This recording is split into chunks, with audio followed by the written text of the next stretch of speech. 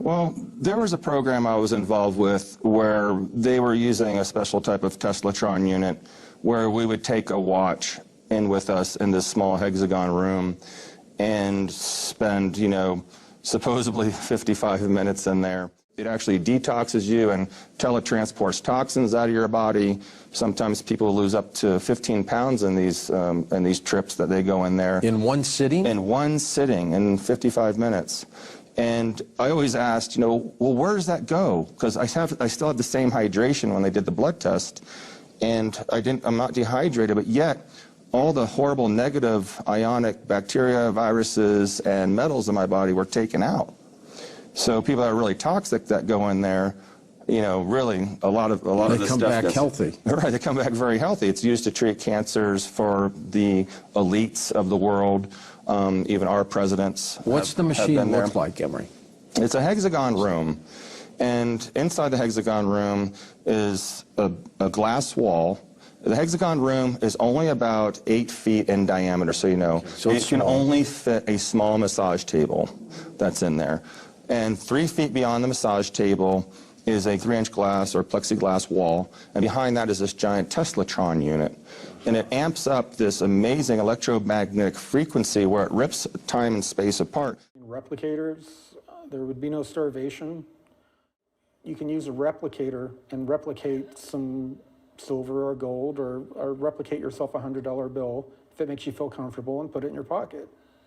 There would be absolutely no need for any type of financial give or take.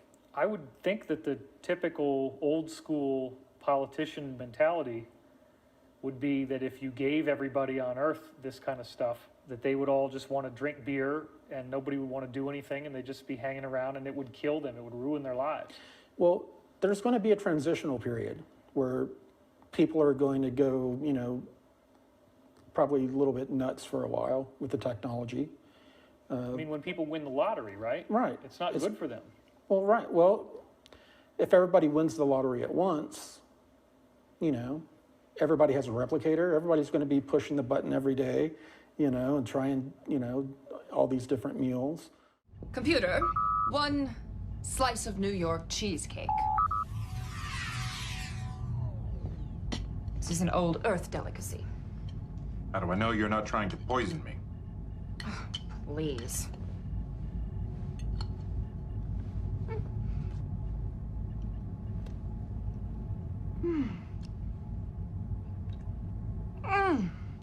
Basically, the design is a conventional generator. Searle tapped into zero-point energy. The only person that I know of who has ever succeeded in making a Searle effect generator is John Searle. The electron flow is accelerated to an extremely high rate, and it creates a vacuum around the device. And in that vacuum, you develop numbing cold. And numbing cold, as we know today, is a function of superconductivity. It also is a function of gravitational force. For over 60 years, John Searle has tried to give to the world a new kind of energy system, one that would free mankind from the burdens of oil and fossil fuels. John Searle is known all over the world as the inventor of the Searle effect generator, a magnetic device consisting of 1 or more rings, also called plates, and a number of cylindrical rollers that, when in motion, generate electricity. The generator is a magnetic device that is totally magnetic. It is its own prime mover. It will self-start and continue to run, and as far as we know, we can say never stop. The looking glass shows probabilities, or has shown probabilities. The cube would react with the people present. So there was an alteration, if you will, over what you were seeing from it. It would actually spin out as a yellow disc out of the top of it, where the word yellow book originally came from. Yeah. Actually, I used that to our advantage at the T9, because that, in fact, was present at the T9, and I projected certain information which caused a little upset during the meeting, but I was also allowed to show them probable outcomes. So, in fact, the yellow book, the cube, was used for that purpose. Shockingly, they happened to see themselves standing on the bones of their own families and things like that in the vision. They were handing this cube around from country to country to the elitists in the countries to look into their own future so that they could pick the best paths for themselves. I'm happy to pass along the information. I'm honored to pass along the information that I understand that the Yellow Book is no longer accessible. I will say this to everybody, whomever took it, it's in safe hands and it won't be used to harm humanity. Are we able to know how many man-made Stargates there were on the planet? No. I'm not going to comment as to the total. I will say that there was over 50. Really? Yeah. Wow. In different countries of the world? Yes. Okay, and these are man-made? Yes. Okay, so, and natural Stargates? Well, see, it's not a Stargate. It's a device which accesses. Okay, which right. accesses a portal, a wormhole, Does it or access a natural, in other words, the man-made device Yes. accesses a natural Stargate? It draws off from a natural natural ERB, an Einstein-Rosen bridge. Okay. It accesses it and somehow works, from what I understand, not in parallel, but almost like piggybacks on the energy of the natural Stargate. Yeah. Okay. So, in other words, if there were 50 man-made devices accessing, they would be accessing a corresponding 50 natural energy vortexes. That I don't know. There's a possibility, in fact, that when the looking glass was operated, they were usually worked in tandem. It required a second looking glass to be turned on at the same time to get acoustics through. So unless a second one was turned on, which was operated at one of the places where Will Uhouse had been, he saw the second node location as opposed to the first node being over at the Papoose facility. Two pieces of equipment, two looking glasses, were required to be turned on at the same time to be able to hear acoustics or sound, if you will, from whatever the people were watching, but to go to piggyback in tandem with the visual response to the equipment. That it required two to be turned on to hear anything. And then both sides could hear the same thing. So I suppose both of the looking glasses being tuned to the same thing was accessing the same tunnel, if you will, to the information. Okay, yeah, that's what I was wondering. Okay, so the looking glass has an ability to show one the future, but a Stargate or, or equipment that accesses a Stargate or wormhole is for time travel, right? We're talking about two different things. Yes. Are they using the same technology? Essentially, yes. The original device was the Stargate device. That was then increased in power, if you will, with the use of these field posts. And how it pumped up the power, how it stabilized it, I don't know. You'd need to speak with a physicist about that. Okay, and however, it increased it enough to where it became a looking glass? Well, had no. The abilities of a looking glass? No. It would be pumped up in power to stabilize the doorway, if you will, to step through into another location, right. Which, in essence, because distance and time are relative, the same thing. Step two into another time.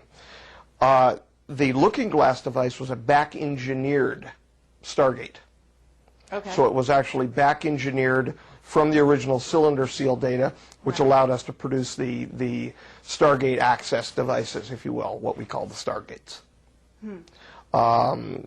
It's a back-engineered device, the looking glass is. So the looking glass is a secondary device, and it was coming into its fore in the 60s and 70s. And Will saw one of the first generations of it.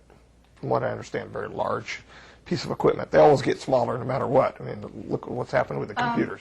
Wasn't the original looking glass a back-engineered from alien technology? Yes. Okay.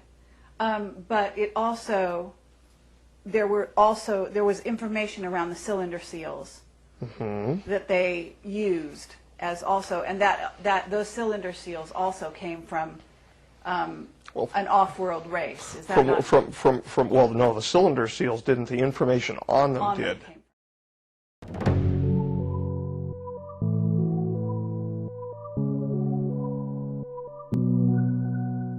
lot of people are doing nothing more than getting huge quantities of mass and see if they can get a gravity wave to cause things to move. Well, that isn't what we're talking about at all. So I wondered if gravity could be related to its cousin magnetism. And so I found that when I take two magnets together, I have some neodymiums around here that I'm actually afraid of. They're so strong. They can danger you. But anyhow, you take a magnet, you go to put them together and they go clunk, right? But you take one of them, move it around, and all of a sudden it doesn't want to go together. The repulsive. So I got, I ordered one at $5,000 a piece, with a 1/4-inch hole through between both of them, and I put a brass bolt and I tightened them down, forcing them together. And then I put them together in a thing that looks kind of like a rock. Okay, and then I got another one that didn't have magnets in it. And Galileo, in all his endeavors, he went up to the Leaning Tower of Pisa And dropped the... and he dropped a big rock and a small rock. And his buddy down at the bottom kept telling him that the large rock and the small rock arrived at the same time by the side of escalators and elevators. Oh, wow. And I got